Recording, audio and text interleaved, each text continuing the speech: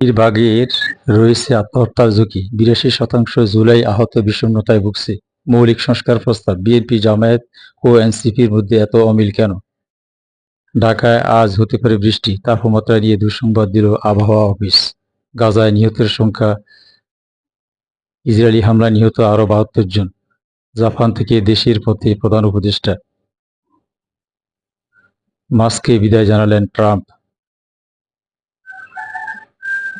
নাসিরনগর, ব্রাহ্মণবাড়িয়া, স্রোতের পানিতে ডুবে প্রাণ গেল ২ বোনের। আনোয়ারায় নিহত, মাইক্রোবাস ও সিএনজির সংঘর্ষে ২ জন নিহত। ঈশ্বরদীতে হঠাৎ ডায়রিয়ার প্রকোপ, হাসপাতালে ভর্তি ৮২ জন।